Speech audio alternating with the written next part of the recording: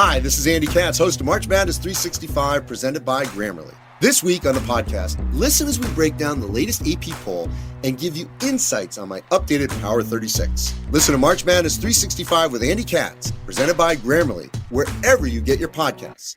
Grammarly is a secure AI writing partner that gives your team an instant first draft in a few clicks, not a few hours. Companies that use Grammarly save an average of 19 days per employee per year. Grammarly works seamlessly across 500,000 apps and websites. Get personalized, on-brand writing help everywhere your team works. Learn what better writing can do for your company at Grammarly.com. Grammarly. Easier said, done. This episode is brought to you by Paramount Plus. Get in, loser! Mean Girls is now streaming on Paramount Plus. Join Katie Heron as she meets the plastics in Tina Fey's new twist on the modern classic. Get ready for more of the rumors, backstabbing, and jokes you loved from the original movie with some fetch surprises. Rated PG-13. Wear pink and head to ParamountPlus.com to try it free.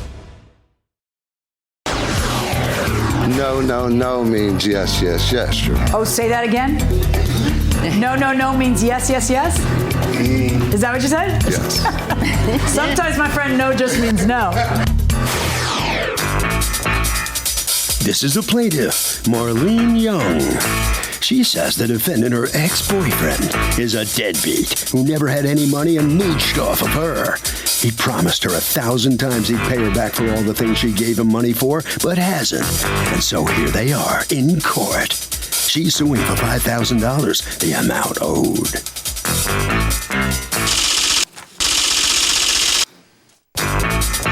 This is the defendant, David Langto.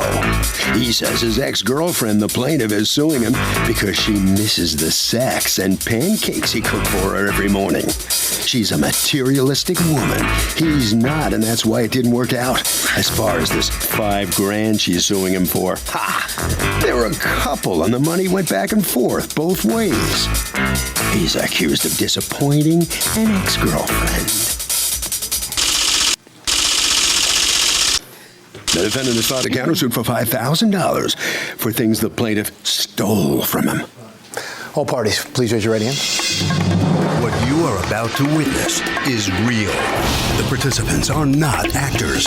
They are actual litigants with a case pending in civil court. Both parties have agreed to drop their claims and have their cases settled here before Judge Marilyn Milian in our forum, the People's Court. Be seated, come to order, please. Litigants have been sworn, Your Honor. Thank you, Douglas. Marlene Young? Yes. You are suing David Langto? Right. Okay. For $5,000 that you say your former boyfriend owes you, in items that he took from you when you folks parted ways, as well as rent and loans. You have a counterclaim against her for $5,000 also. I'll show you. For tools and construction work, etc. Tell me what's going on. Okay, on July 19th in 2014, we met at a class reunion. So then he started texting me and asking me out, for dinner. And at first I said no, because I hadn't gone out for like 6 years because I went through this horrific divorce, and I kind of like being single. You can be single and still go out, honey. Yeah. Doesn't have to be one thing or the other, You can go ahead. So then he kept texting me, and so I finally said yes, and we went out, and we had a great time because we had a lot in common. We went to school together, we liked the same music, we knew the same friends, and we started dating some more. And then in January, he moved in with, actually, starting January, that's when things started getting a little weird. How long did you date him? For almost a year. Okay. Almost a year. And so, like March 1st, he moved in with me. And it would help him in rent because he was not making a lot of money. He was working for his brother at a construction company, was also getting a disability check. So, but the construction company was just like, when he needed him type of thing. Okay. So I helped him pay some of his bills, thinking that he would pay me back. Thinking that he would pay you back? Well, hoping that he would pay me back. Hoping that he would pay you back? Expecting him to pay me back. Expecting he would pay you back? Yes. Did you tell him any of that? Oh yeah. I mean, he knew that. I mean, he said that he would. You know, that was the agreement. So you have this laundry list of things that you're suing him for because apparently things went sour with you guys at some point. Tell me when things went wrong. I guess why. it was when I decided to buy a house. Okay. And so Dave, helped me with that. He was very good at What does that mean? Well, he helped me with, I never bought a house before, so he helped me getting the lawyer and finding out, the mechanics of it. Right. Okay, but he didn't put money down towards your house. It was your house. It was my in house. Your name. Right. Okay, go on. It was just in my name. And then he was saying things like, well, I'm going to help you construct this house. And I said no, because I wanted him to work full time. You wanted him to work full time. He wanted him to work full time for his brother. I didn't want him to have anything to do with the house. Why didn't you want him to have? Because he was starting to get a little bossy, well, territorial. Yes. Why are you nodding? Yeah, I mean that wasn't your house. Well, but you didn't think of it. You kind of thought of it as that was your house. Exactly. Right? Why? Because that's what we planned on. Right. We planned on spending the rest of our lives together in this house in Reddick, where I grew up. Okay, but it was all her money. You didn't put any money towards the house. Well, there's sweat equity, which I was working. I worked over 200 hours on that house. Right, but she didn't want you to. From the beginning, she told you, I don't want you to, because she didn't want you kind of muscling in. No means yes, Your Honor. Oh, say that again? No means yes. Is that what you said? Yes. Sometimes, my friend, no just means no. Well, so she tells you she doesn't want you to, and then she finds out that you are. But then she texts me and said, I need this done, and can you do this, and can you move me here? Et cetera, et cetera. Okay. What kind of work were you doing there? Because as part of your counterclaim against her is you're asking for $3,600 in construction fees. I cleaned up the whole entire yard, which was overgrown with wisteria, and you couldn't see the ground anywhere on the property. So I went in there with a chainsaw. I got a dumpster with her money. I had the dumpster come over there. I filled up the dumpster. Okay. Like I said. But did you ever say you're going to pay me for that? I didn't. No, she was your girlfriend. She was my girlfriend, of course. You were going to live there. That was the house you were going to live in. That was your little love nest. You couldn't even walk into the building. Right, but then you're suing for $3,600 now because you feel that she should pay you. Because I'm here. If I didn't know you, I wouldn't sue. All right. Okay, now you're suing him because once you guys broke up, according to you, while you were together, you loaned him a bunch of money and he hasn't paid it back. And when you guys broke up, according to you, he took things. Correct?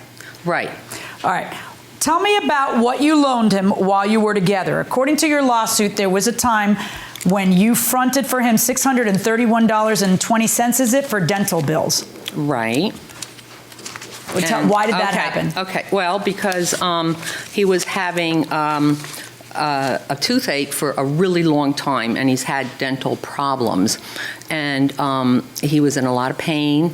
And I said, you got to go to the dentist. So I found this dentist, and he didn't have any money, so I paid for it. That was a very nice thing you did. Why does he have to pay it wasn't a gift. It wasn't. It wasn't. No, she says that was a loan. Was that a loan, or was that just Your something Honor, that boyfriends and girlfriends do for She each other? might have put the money up, but the only reason why she had to make that one payment the one time is because while I was at work, she was mad at me, and she took $1,500 out of my account, which she said that I owed her, which I did. But it would have been nice if she had told me, so I didn't go to the gas station and use my credit card and this, and I bounced it. What would you do? When you worked, would you just hand her the check? Yes, I wouldn't even open the envelope. You just hand over the envelope, and then she would pay all the bills for both of you? Yes. He would hand me the check, and I'd put it in his account because he doesn't know how to balance a checkbook. He doesn't know how to do any paperwork. When he gets like stuff in the mail, he doesn't even open it, he just throws it away. And he's just like a really poor filing system. So I don't know. It seems kind of stress-free to me. She saves. Apparently, my husband went to the same school of filing that you did. Your Honor, she saves the bubble wrap from all the gifts that she has. Yes, that's exactly what my husband would say right now. Were you supposed to pay her back for the dental bill? I did pay. I like I said, I gave her the money, but I gave her the paycheck when I came home. Would she put your paycheck into your separate account or into a communal account? She put it into my separate account. Okay, well then you should know whether or not you paid the lady back for the dental bill. Were you supposed to pay her back?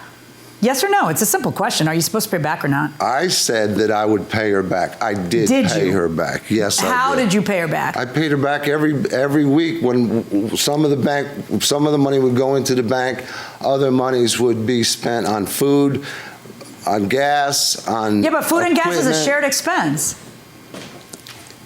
Yeah. It's your food and your gas too, right? Okay. So she says that she also paid one of your motorcycle payments. Yeah, big deal. Big deal. All this, you know what, Your Honor, all this is so petty. I have a question for you. Period. Did she break up with you? I finally woke up and said one day, this is it. I'm Why not letting you treat me like this anymore. How did you feel she was treating you? Like her little Ken doll. All right? I was good for sex. I was good for getting my hair colored and combed and cut and cleaning up her house. Why did she dump you? Because she is a spoiled, rotten brat who relied on her good looks all her life, and she always has gotten what she wants. Why did you decide you didn't want to date him anymore? He threw a cup of coffee at me one morning, and he was really mad, and he started throwing things around in my room, and that's when I said, that's it. And welcome back to People's Court, Harvey Levin here in front of the TMZ Celebrity Tour Bus. All the fine people here who want to see celebrities. They're not going to see them here, but they're going to see them on the tour, I'll tell you that much. Who's more helpless day to day? Just in terms of life, men or women? Men. Why is that? Well, my boyfriend's better at life than I am, but he's the first guy. Other than that, yeah, my dad could not function without my mother. Interesting. Okay, we'll go to a guy now. Who? I would say men, because people are more eager to help women when they see them like. Oh, that's interesting. So in other words, women really are helpless, but men go in there and save the day because they want to get laid. Pretty much. That's your point. Okay, going inside the courtroom. What ended up happening? Did you get a restraining order to get him out of the house? Well, that's what they told me. They said to get a restraining order. I said, well, What did you say he did in the restraining order? I said that he took a cup of coffee, he threw it at me, and then he missed me because I moved, and he got it all over my bed and all over everything. All right, so you guys break up, and then according to you, you now want to be paid back for tires that you bought for him to the tune of $193.40. And were you supposed to pay that back, or was that boyfriend, girlfriend, who cares? She bought me tires. And were you supposed to pay her back or not? I guess I was supposed to pay, yes. Now, you are also suing for $600 a month in rent from March to June, correct?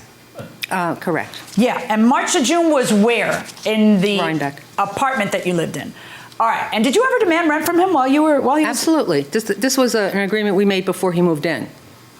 And he never paid you a penny, and yet you kept paying for everything. Yes. At what point does it just become that's your relationship? You're just paying for stuff because you. I know. He does stuff for you, you do stuff for him. When does it become that? Because the more you keep shelling out during the course of a year, the less believable it sounds that you expected to get paid. Right. You weren't paid back for anything that you'd done so far. Well, in the beginning, he was paying me back. And so then at that point, I trusted him. Were you supposed to be paying rent? No. Why were you not supposed to pay rent? Because of the work that I was doing. Work that was going on in the house at the same time as she's renting? Before it even closed, I was working on the house in Red Hook. So the work that I was doing on that house was supposed to be paying for my rent. Did you two actually discuss what you just said? Yes, we did. Okay. Do you have her bike? She says that when you moved out, or when you came back with the police to get your stuff, right? Like 3 or 4 times. Why so many times? Why didn't Because they only gave me 30 minutes. Well, did you take her Cannondale bike? I sure did. I moved all her stuff more than one time, did you ma'am. take with you her bike? I do not have her bike with me, no. Did you take it when you moved out? Did I move her bike? Yes, Listen, I did. I think you know what I'm saying. I know exactly what you mean. Did you take her bike for leverage? Did you take her bike? Yes, I did. Okay, where is her bike now? Where's her bike now? Her bike is in do I have to tell? Yeah, you do. Why? Because I said you do. You have to. Were you hiding it? No, I mean, the bike, yeah. What? Your Honor, if it was just about a stupid bike, I would have gave her the bike We're going to put a pin back. on that for 1 second because that's just too rich. All right, so let's discuss for a moment your counterclaim against her. You're suing her for tools and skis and clothes, and then we get to all the construction stuff. So let's talk about the tools. Do you have his tools? I don't. Why do you think the tools are in the house? They're not in the house. The like I said, I couldn't go back to the job site. So who has your tools? They were using my tools. The carpenters. Then you need to go to them for it. Why would she be responsible for it? How about your skis? Were those in the house? Yes. Do you have his skis? I have the skis. Okay. We're going to make arrangements to make sure he gets back his skis. $200 for clothes. What clothes did you leave there that you couldn't in 4 times take out? The clothes that I couldn't find. Okay, did you steal any of his clothes? I didn't steal anything. No, there is clothes, and there's 2 dressers, and it has clothes in them. And there's a presently. Yes. Okay, I want you to box them up. Okay. Along with the skis. Okay. And we're going to make arrangements with Officer McIntosh for him to get his stuff back. Okay. Anything of his that is still in that place, he needs to get back. You are going to get back the bike. All right. As far as, yeah. How do you know she's going to get back the bike? Because you're either going to get it back or you're not going to get the value of your stuff. I'm going to give you a direct court order that you give back the bike. Right now, you have confessed to taking a bike that doesn't belong to you for leverage. No, I moved her. I said I moved her bike. Then you need to know. If you're exercising, listen up. Okay. The game's over. All right. If you're exercising control over it and you're not telling her where it is and you're telling her when I get my stuff, you'll get yours, all right? You are hiding her bike and you have to return her bike. And if you don't, you're going to have problems with the authorities because I'm going to give you a direct order to return her bike. Okay, Judge. So you will be, when this case is over, you will be returning her bike. You will be returning his clothes and his skis. Does everybody have that? Judge. Everybody get it? I'm also ordering you to pay the dental bill. I'm ordering you to pay the tires. I'm not going to order you to pay rent. I am going to order you to pay the motorcycle payment.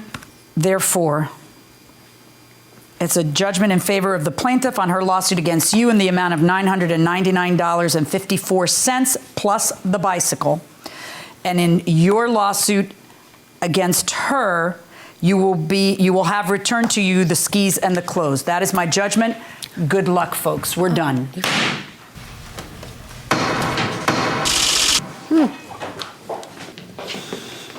All right, defendant coming out into the hallway right here, sir. What's you get skis and clothes back, and what's your reaction to the rest of it? It's like I'm a loss for words. It's some cat and mouse game between the two of you. Yeah, exactly. What's going on between the two of you? I'm glad she's out of my life. That's about it. Got anything else for us here? I'm sorry, I don't. All right, right down this way. Ma'am, come on in here. Are you satisfied with what you come out with here? No, I'm not, sir. She dismissed some of the things on the list. You don't get everything you sued for. It doesn't always work that way. Yeah, well, I thought I would hear. You thought you would. What's going on between the two of you? It seems like some strange dance. Yeah, well, I haven't really seen him for quite a while because we have an order of protection against each other. Well, I have one on him. Mm-hmm. Yeah. What was it like to see him in there? I wanted to kill him. Okay. Harvey?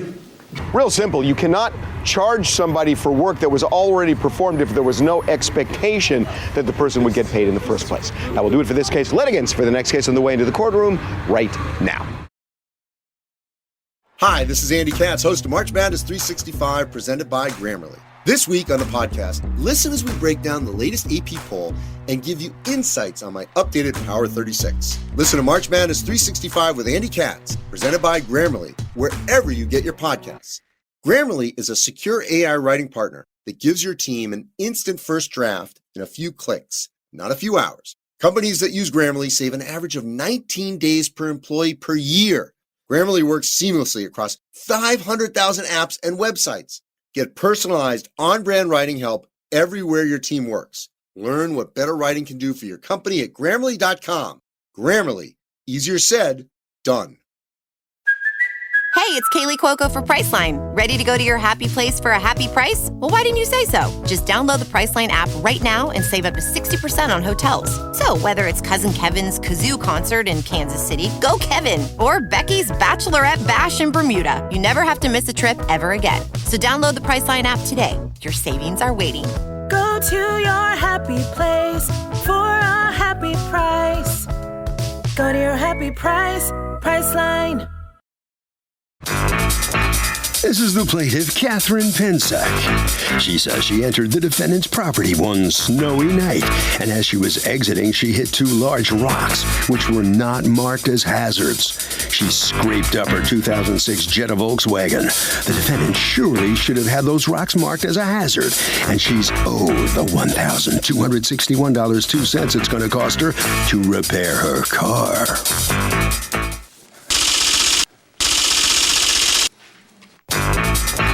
This is the defendant, Mark Cannon. He says the plaintiff apparently came to his pawn shop at 5 a.m. on a snowy morning to check what time he opened up, then hit a decorative rock.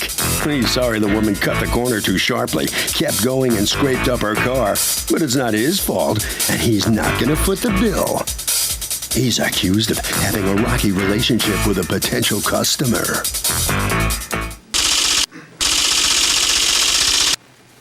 All parties, please raise your right hands. Welcome back to the People's Court. Next case on the docket. The plaintiff says she was driving on the defendant's property in the middle of a snowstorm when she hit two rocks in the parking lot that weren't properly marked. But the defendant says the plaintiff was just driving carelessly. It's the case of Rocky Road. Thank you, Douglas. Ms. Pensack, you are suing Lonesome Pawn? Yes, ma'am. Okay, represented here by Mark Cannon. You're the owner? Yes, ma'am. For $1,261.02, the amount to fix the damage to your 2006 Jetta Volkswagen, which you say happened as a result of his negligence. Tell me what happened. On the morning of March 24th, 2015, I pulled into the Lonesome Pond property to check the hours. I wanted to see what their hours of operation were. I pulled up. What time did you pull in? It was around 5:15 in the morning. It was dark, yeah. And it was dark? Mm-hmm. Were there lights in the parking lot? No lights. Were there lights inside of the establishment itself, or was it obvious it was closed? The windows are just ringed with like Christmas lights. In other words, it was obvious to you that at that moment it was closed. Oh yeah, definitely. Okay, go on. So I pulled into the parking lot, pulled up to the door, exited, went up to the door and read the times, got back in the car, pulled in a circle and pulled on an angle just before I got on the driveway to enter back onto Wicker Road. And I stopped. I was like, you know what, I better write these times down. I won't remember them. So I stopped in the car, got paper and pencil out of my purse, wrote it down, and then turned the interior light off and went to proceed out, and I heard a noise. And it was kind of puzzling. I thought maybe it was snow because there was snow pushed. The parking lot had been plowed, so there was snow pushed up against the edges of the parking lot, and I thought maybe I just rubbed against the snow. So I got out to check my car, and there were two rocks there, probably about a foot in height, half covered by snow, no post, no lights on in the parking lot. So I had a disposable camera. But you knew there were no lights in the parking lot when you drove into an unlit parking lot at 5 in the morning. I mean, Well, I had the headlights, so I figured I could see any obstruction. That didn't work out so well. Yeah, right? But not when it was down on the ground below the level of where you could see. Right, but you're not a hovercraft. You know, All right, so do you have a picture of the damage to your car? Yes, I have pictures of the damage, the car, the snow, the parking lot. Did you take those pictures on the spot when it happened, or you came back? The dark ones were taken on the spot. The next morning I went back to speak to the owner and tell him what had happened the night before. And so I took some during that morning, right when I was there. So the ones that are in the daytime were then, and the dark ones were that night. So where are these rocks? They're on the corner of the parking lot in the grass.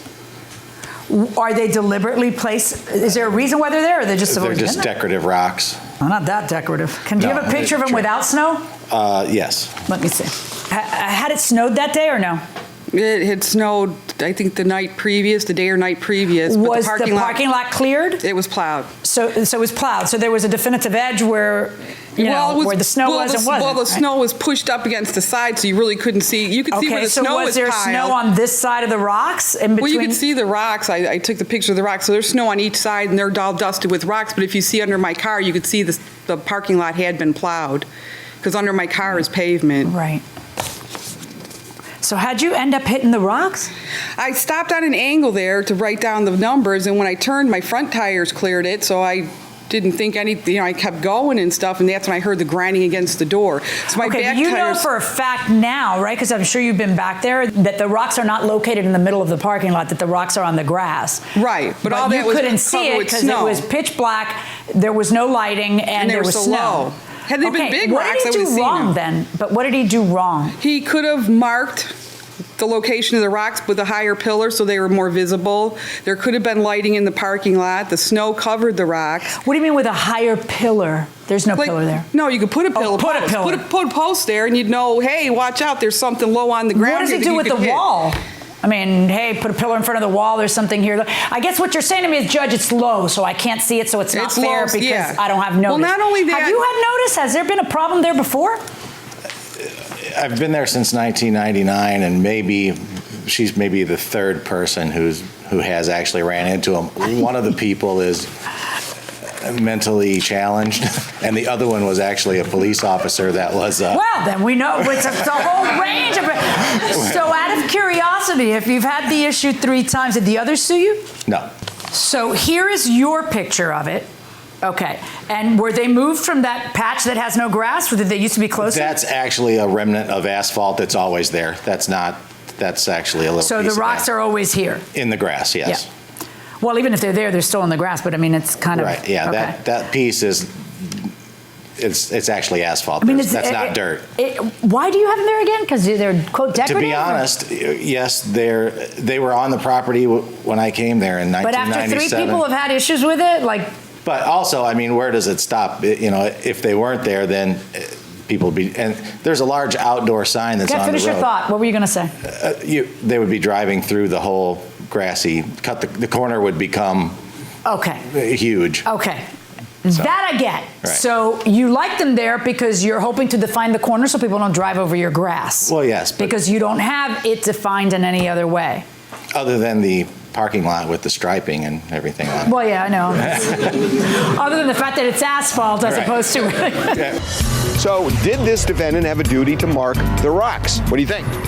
I think so. It's so simple. I think she should mark it. It's simple, but is it necessary? I think it is necessary. It's kind of 50-50. Okay, well, 50-50 means a tie. So who's going to break that tie? I think it's the duty of the person to mark it. It's important that if there's one life that can be saved or one injury that can be saved. Or one bumper that can be saved. Yes. Going inside the courtroom. So what did the guy do wrong again that he has to pay you $1,260? Why isn't it just you're driving around in a dark place that's not lit, where you probably shouldn't be at 5 in, and you cut it too close to where it's dangerous? Why isn't it just something stupid you did? As a business owner, he invites the public onto his property. At 5 in? Whenever. And he invites them to not drive on the driveway. He invites them to drive into the area they're not supposed to be in. Had there been a post there, he could have protected his I know, honey, but what do you want him to do with the rest of his property too? Put a post around everything? Like, how many times I got to tell you, when I'm at an airport and I'm on a moving walkway and I hear somebody announcing, caution,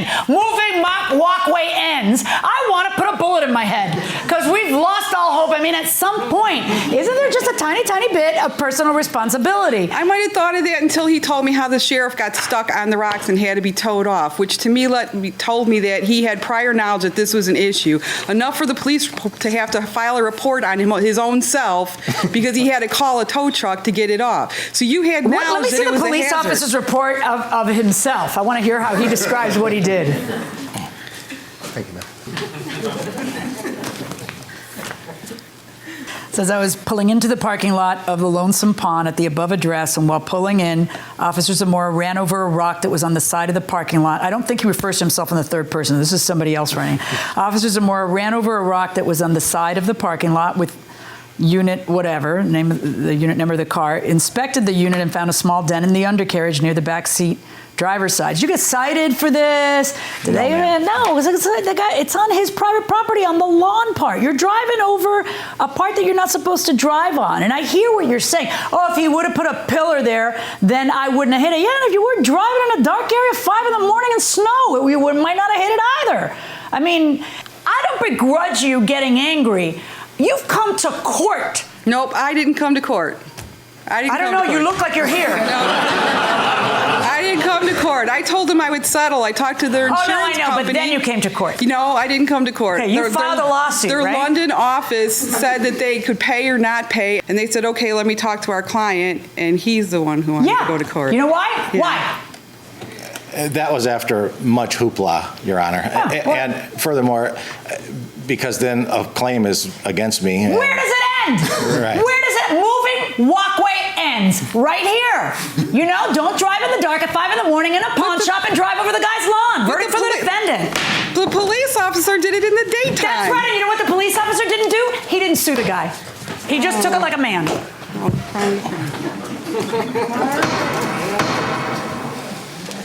All right, so that's how it ends. You are in the hallway now. What's your reaction to this outcome? Just very surprised. I'm very surprised when there was prior knowledge that it was an issue that it was ruled this way. Really surprised. Mm-hmm. Okay, well, sometimes I guess you just have to suck it up and, things happen. That's correct. Yeah. I get it. All right, you good? Mm-hmm. Okay. Okay. All right, so step on out here. You got away with it again, didn't you? I guess so. Maybe I should move the rocks after all. Are you thinking about it? They're clearly not on the parking lot. And every person from the police that she called to the insurance company to the judge says it. No, you're good. You're good. But so you're just going to leave it the way it is? I'll probably move them just because. Just because. Just because. All right, Harvey. Okay, it's real simple, Kurt. What the plaintiff isn't realizing is the people who hit that rock before may have simply been inattentive as well. That will do it for this case. Litigants for the next case on the way into the courtroom right now. This episode is brought to you by JLL. Get an insider view into the world of commercial real estate with JLL's podcast, Trends and Insights, the Future of Commercial Real Estate. Whether you're curious about making cities more sustainable, the evolution of office space, or AI opportunities, this podcast will help keep you a step ahead. Tune in for candid conversations with business leaders about the biggest trends impacting how we live, work, and play. Subscribe to Trends and Insights now at jll.com/podcast. These are the plaintiffs, Alexandra Comito and Randy Reiser. Alexandra says the defendant, her former and very weird landlord, used their security for other things instead of putting it into an escrow account. And now that they've moved out, they want it returned. They don't care that he spent it on other things. He needs to find a way to come up with it and return it to them. That's why they're suing today. They want the judge to legally order him to pay them the $1,400 he owes, and are confident that will happen today.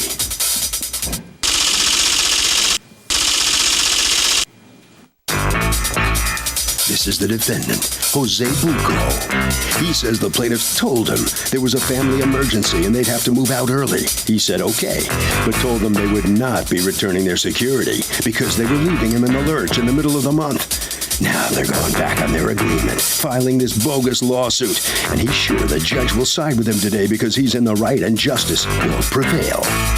He's accused of treating a tenant terribly.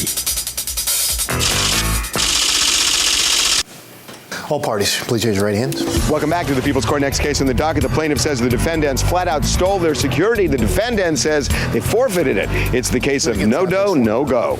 Thank you, Douglas. Alexandra Comito? Yes. And Randy Reiser? You are suing Jose Bucco for $1,400 security deposit that you say he is wrongfully withholding. Talk to me. Correct.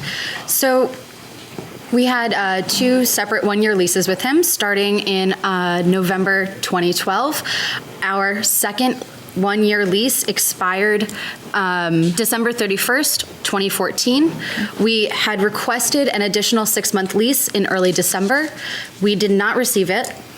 From there, we went through January, February, paid him our regular rent. He accepted it. February 6, 2015, we decided that we wanted to move out and provided notice. We were out of the apartment by February 27th, 2015. We did a walkthrough. There were no damages, and we requested our security deposit to be returned, and he said we would not because we did not give enough notice. I have a question for you. What was the reason that you decided you wanted to live somewhere else? Was there a problem or no? There was a number of problems. There was one point where the heat and hot water was shut off for 4 days due to non-payment. How do you know that it was due to non-payment? Because I called the gas company.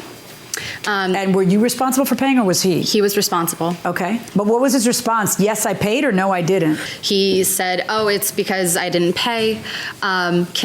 I don't have an exact copy of this, but he did ask if we could pay our rent 2 weeks early in order to cover that bill, which we obviously said no to. Okay.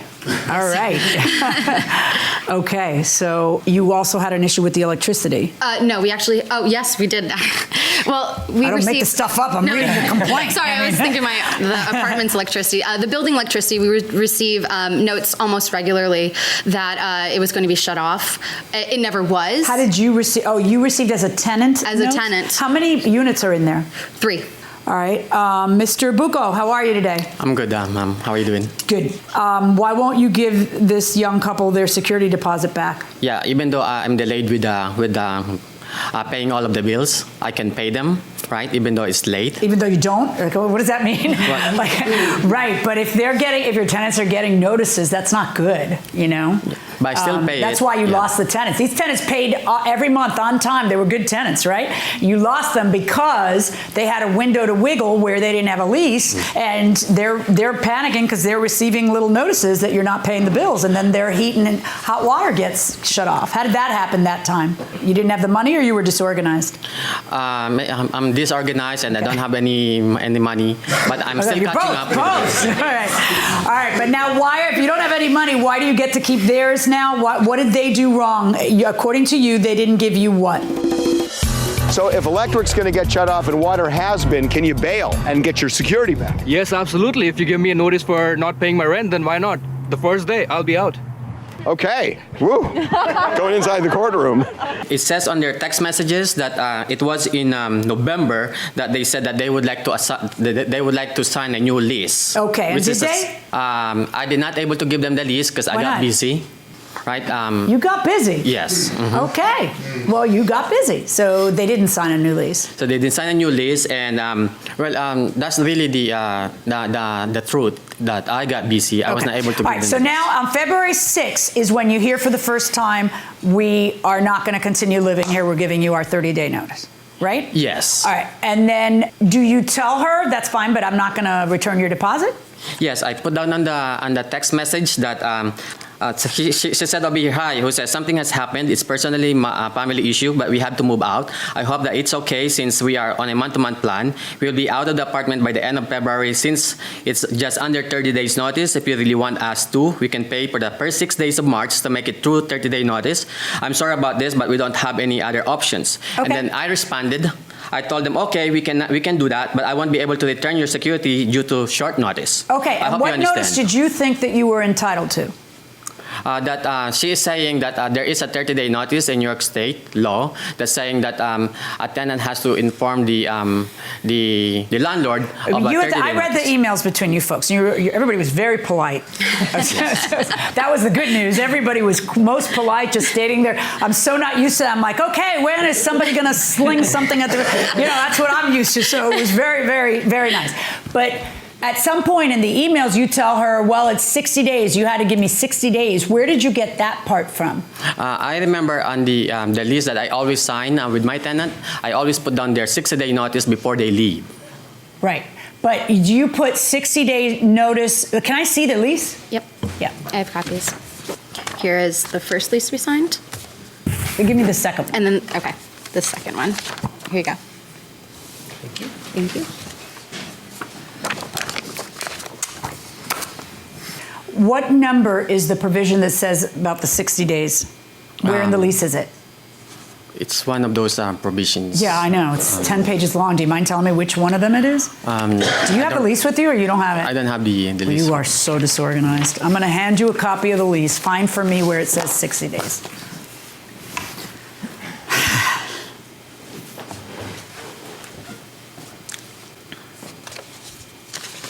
It could be on the second lease because this is the first one. This is the second one. Yep. So it's on the So first. is it it's on the first lease? Well, you signed it. Okay. Yeah. There are so many problems with your position, I can't even begin to tell you. But let's start with first of all, if there's a prior lease and you have a new superseding lease, I don't care what's on the prior lease. I care what's on this one.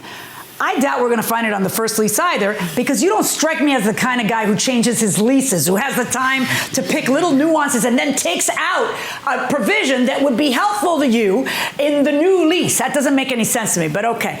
Aside from that, when you tell her at some point, as you did in the emails, no, the provisions of the original lease carry over. That's not accurate. You need to have her sign a new lease. And if you don't have them, I'm sorry. It's just that she's taken the quite all right. which is good, really good for you, because believe me, I am in a 23-year marriage where that's been going on. All right. So what happens is that, what you have is what you have. And if you don't get her to sign a new lease with new terms, you have a month-to-month tenancy in the eyes of the state of New York. And you are in the city. You're in Brooklyn. Yeah. So you're in one of the boroughs. She's right in her last email to you. When you are in the boroughs, you don't have, it's inexplicable to me. I don't understand it. I think it's unfair. However, my hands are tied and it's the law. They don't even have to give you any notice. Zero notice. Apparently, you're able to rent it out in 10 minutes in the boroughs. I guess that's what they think. You can. But in any event, she doesn't have to give you the 20-something days notice that she gave you. So you're going to have to return that entire security deposit to them, $1,400, verdict for the plaintiffs. Thank you. Well, he's coming out of the courtroom, the defendant here, on the losing side. Maybe you learned a lesson, or what did you? I gotta make sure that, hey, when the tenant asks for the lease, I have to give them the lease. Yeah, that would be nice. You realize that, as the judge said, they don't have to give you any notice whatsoever before they move out in New York City. Well, that's something new to me, right? That I didn't realize, because I was searching that it's 30 days notice at least in the state of New York. Not in the city. Yeah. Okay. Right. Head down this way. Okay, so step on out here and give us something on your thoughts coming out of this courtroom. I think she ruled properly, and I'm very happy about it. You mean Judge Milian rules? Judge Milian rules. Okay, Harvey. Okay, there's something called a warranty of habitability. It's a fancy schmancy term, but it means that you have a right to live in a place that is free of safety and health defects. Even if that warranty is not in a lease, it's considered to be in the lease, and judges will enforce it. Hi, this is Andy Katz, host of March Madness 365, presented by Grammarly. This week on the podcast, listen as we break down the latest AP poll and give you insights on my updated Power 36. Listen to March Madness 365 with Andy Katz, presented by Grammarly, wherever you get your podcasts. Grammarly is a secure AI writing partner that gives your team an instant first draft in a few clicks, not a few hours. Companies that use Grammarly save an average of 19 days per employee per year. Grammarly works seamlessly across 500,000 apps and websites. Get personalized, on-brand writing help everywhere your team works. Learn what better writing can do for your company at Grammarly.com. Grammarly. Easier said, done.